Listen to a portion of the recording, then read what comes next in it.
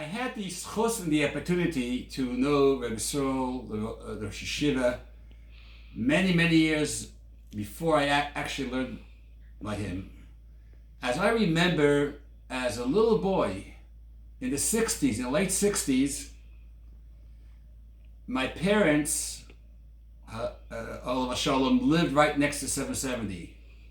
Rabbi Friedman, I always saw him around the 770. I knew that he's a great gun and lamdin, but he needed a place to stay for Shabbos Mevachim, or Shabbos with Rebbe for breaks. He always used to come to my parents' house.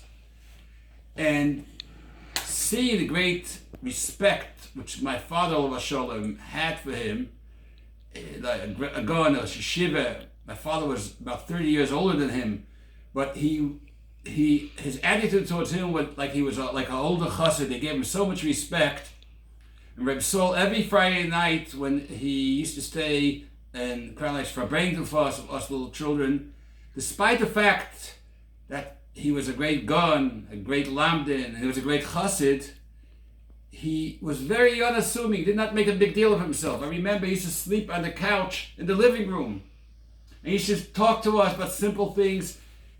Rabbi Saul is an enigma, combining two opposites. From one side, he was from his head and shoulder above everyone.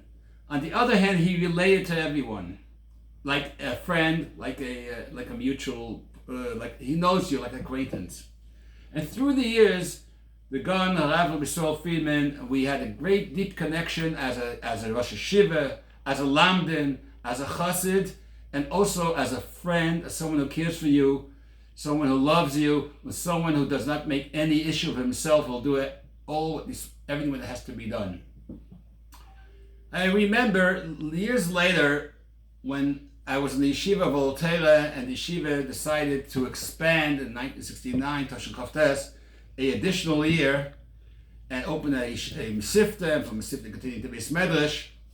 Now remember when Rabbi Saul, he came to be the Rosh Yeshiva, and together with the Bola Chayatim, Maluchan to Rabbi Pidyakov, and I remember we were sitting a few Talmidim, and when we came to Rabbi Saul, we felt he's such a genius and such a great Laban and God, and he was talking to us simple children. We were so humbled.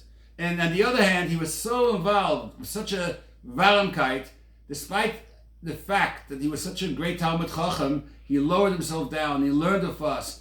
And when he said a shir, it's chazek gekach to them, his passion was so strong and so exciting that, it was higher than time, higher than place. Something that I could not believe, that he could speak so powerful. I remember one of the most major things, the way he because of him, he explained to us what learning means. I remember we were a group of Talmidim, which we knew a lot of Gemara Lapeh, we knew a lot of little Mufashim here and there, but he started teaching us, it's not just knowing, it's understanding. You have to learn gruntik, you have to be real, you have to be founded well, understanding, be able to derive. And I remember he put the basis down, myself, my friends. I owe him for all my life, that he put us on the right track to understand and to really verstehen Inyan. On the other hand, despite that he was a great Talmud Chacham, he was such a warm person. I remember Pashat Kipshuta, that there's a boy said, the Anhola said he has to take a haircut, but he was a little bit reluctant. But we so quietly, I remember, walked over to him and gave him $5 from his own money. He realized that he didn't have any money. Or another case, that he took off he said, "Here, I have a coat for you." He gave him his own coat. Or another case, there was a bacha who didn't have his parents were not with him, and he was lonely. He took him to his house. He brought him up like a child of his own.